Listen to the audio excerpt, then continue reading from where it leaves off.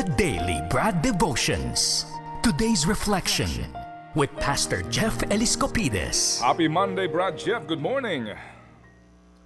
Good morning, Brad Ted. Good morning sa ating mga taga-subaybay. Madaming nanonood sa ating ngayon na na-meet ko kahapon. Yeah. Uy, salamat po na marami. Thank you. And again, sa RPTV, salamat po na marami. Ito nga po ang ating inaabangan, ang pinaka-importanting segment sa buong programa, ang The Daily Brad.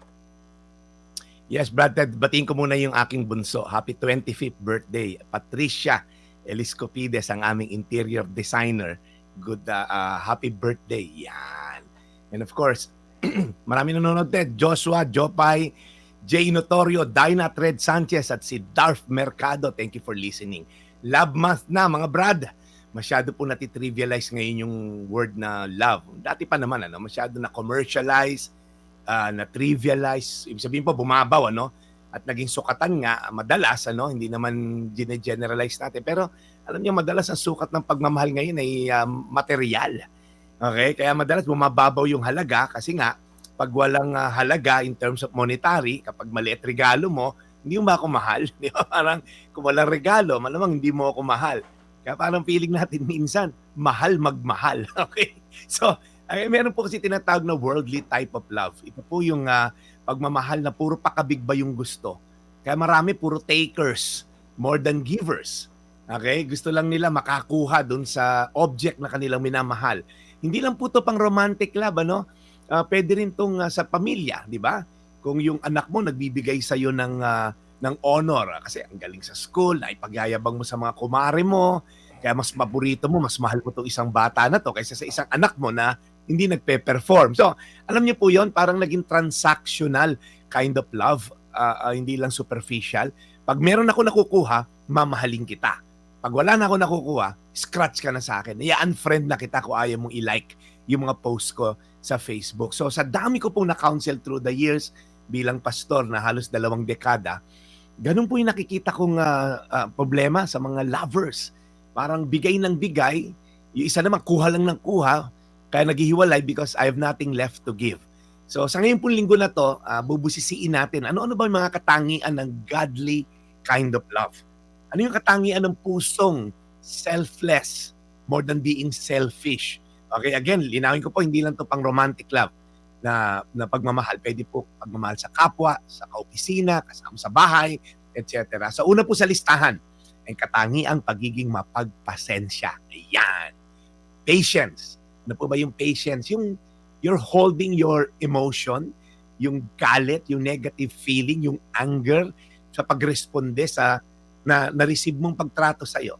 Sabi nga po sa Kawikaan 16:32, higit na mabuti ang taong mapagpasensya kaysa sa taong makapangyarihan. Higit na mabuti ang taong nakapagpipigil sa sarili kaysa sa taong nakasasakop ng isang lungsod. Katatapos ko lang po na isang series sa Netflix, yung maganda yung napanood ko, yung kay Alexander the Great. So pag nakita mo, ang lalakas, ang powerful, and yet sabi ng isa sa pinaka-most powerful king, sabi po ni King Solomon, mas malakas pa sa kanya ang isang taong marunong mag-hold ng temper. Yung slow to anger is actually a strength. Kapag po tayo nakapagpasensya, kinakalculate muna natin yung pros and cons bago tayo magresponde. Papatulan ko ba yung patutsada? Papatulan ko ba yung mali niyang paghuhusga? Mumurahin ko rin ba siya? Ibabash ko rin ba siya? Okay? Then after makalculate mo, you value the relationship more than the offense. Binavalue mo yung pangalan mo, yung pagkatao mo, alam mo yung worth and value mo na ikaw ay isang anak ng Diyos at hindi ka bababa doon sa mga pagmumura ng ibang tao or paglapastangan sa iyo. Kaya po, sinabi siguro sa Biblia, sinabi doon, blessed is the one who overlook an offense. And then as we end, sabi rin po ron, higit na mabuti yung tao nakakapagpigil sa sarili. Alright? Kaysa sa tao nakakasakop sa isang lungsod. Sa dami na silang relasyon ng mga taong pokmaru. Ay, alam niyo po yung marupok. Laban sa temptasyon. Mga taong may self-control. Again, tinitimbang niya. Papatusin ko ba itong nakikipag-flirt na to sa akin sa messenger? Or magiging faithful ako sa asawa ko? Magre-react ba ako dito sa basher na hindi alam ang kanya sinasabi at basta na lang akong minura sa Facebook? Or I'm gonna hold my tongue? Again po, mas matatag at mas malakas daw po ang tao nakakapagpigil sa sarili. Ulitin ko po ulit, Kawikaan 16:32. higit na mabuti ang taong mapagpasensya kaysa sa taong makapangyarihan. Higit na mabuti ang taong nakakapagpigil sa sarili kaysa sa taong nakakasakop sa isang lungsod. Manalangin po tayo. Panginoon, mahirap man pong gawin pero hindi naman imposible. Posible to, Lord God, because we know our worth and value. Kami ay dearly loved child of God. Mahal niyo po kami. So ang pagmamahal namin ay nanggagaling sa iyo. Ang aming assurance, ang aming pagkakumpleto ay hindi galing sa opinyon ng ibang tao. Kaya Panginoon, tulungan niyo kami ma-overlook ang mga offense, makapagpatawad, magkaroon ng greater sense of worth and value sa aming sarili. Dahil kami ay ang bugtong mo anak at matay para sa amin, si Jesus. Kaya kami ay napaka-valuable na nilalang. Salamat po sa mga tao ngayon na nilalabanan ang temptasyon, nilalabanan ang galit at ino-overlook ang offense sa pangalan ni Jesus. Amen. Amen. Panginoon, muli po maraming salamat po sa panibago pong araw ng The Daily Bread. At salamat po na marami sa magandang balitang hatid nito at sa mensahe po ngayon na aming pong napag-aralan. Lord, thank you sa napakagandang mensahe today. Lagi niyo pong alagaan si Brad Jeff, bless his mission, at lahat po ng aming tagapakinig na ito po ang inaabangan, ang magandang balitang hatid ng The Daily Bread. In Jesus' name we pray. Amen. Amen. Amen. Thank you, Brad Jeff. Napaka-timely, napaka-meaningful, napakaganda ng iyong aral today. Thank you very much for reminding us na tayo po ay patuloy lamang po na magpigil. Tama. Opo, magpigil. Amen. Amen. Amen. Opo. At hayaan na po natin itong mga pangyayaring ito. Kung minsan, unawain na lang po natin ang mga pangyayari. Yeah. And we take the high road, ika nga po, dito po sa mga sinasabi natin na pagpipigil sa mga nangyayari po sa ating buhay. Okay, Brad Jeff, nagpipigil ako sa gastos ngayon. Okay. Oo. That's it. Lagi kong binibigyan ng distinction ang ating mundo. Ikaw ay komentaryo, ako ay ebanghelyo. Kaya Brad Ted, ituloy mo lang yan. Yung pangongomentaryo mo. Okay?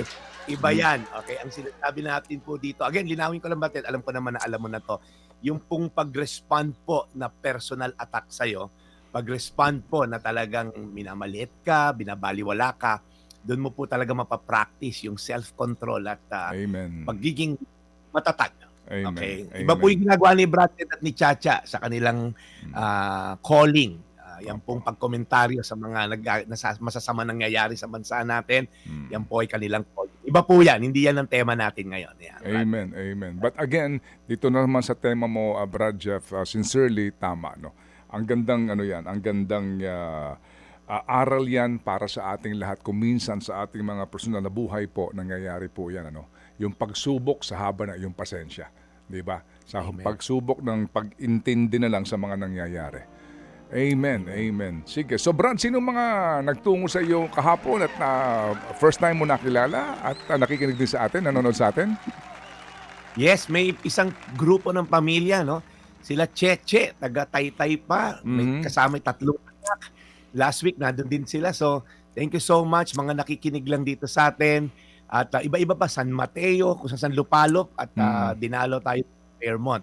Pero po next week, huwag kayong dadalaw, kasi po nando kami sa SMX this Sunday po, nasa SMX Convention Center. Brad Ted, anniversary ng online. Doon po ako senior pastor. Ako po yung namumuno sa Rebuild City Church Online Church. Sa SMX po yung first anniversary, alas 9 po ng umaga yan sa linggo po. So, huwag kayong pupunta sa Fairmont Hotel. Doon po tayo sa SMX Convention Center, magkita-kita this Sunday. Yan. That will be what time, Brad Jeff? Alas 9 yan, Brad Ted. Maganda, marami. Unang taon to ng aking pagiging senior pastor ng Rebuild Online Church. Kaya po marami kong handa sa inyo at 10 na aking mga kasamahang pastor at mga leaders po ng church. Sana po magkita-kita tayo. Alas 9, linggo, first year anniversary po ng Rebuild Online. Nung inimbita kita, Ted at Cha, na hindi kayo pumunta, doon yun sa on-site. Nung Nobyembre yon. Yun. Hopefully, dito makapunta si Chacha. Oo. Lalo na si Chacha. Ba't ako lang? Lalo na si baby boy. Kasi, pagbaba mo lang ng NLEX, SM MOA na yun, no? Ikaw. Sakto, hindi ka busy this weekend, baby. Ano? Hindi ba? Ano? Hindi ka busy ngayong Sabado. Oh. Aba, ikaw pa. Ako ay Ikaw, si Oo. Chacha pa. Ay, hindi sinasabi ko sa'yo, hindi ka busy eh. Pa. Anyway, sige, so Brad Jeff, we'll catch you tomorrow. Hayaan mo at araw-araw natin i-announce yan, yung event na yan. Nasa ganun naman, magkaroon ng tamang direksyon ang ating mga manonood at nakapakinig na sumusubaybay din sa iyong online preaching dyan sa inyong simbahan. Salamat, Brad Jeff. Maraming salamat, Jenny at Jing Noma. Thank you for listening from Tagaytay. Ito po yung Daily Brad, your daily dose of inspiration. Thank you, Brad Jeff Eliscopides, serving the people. And again, thank you. Ted Filon at DJ Chacha. Ngayon, nasa Radyo 5, 92.3 News FM. Monday to Friday, 6 to 10 a.m.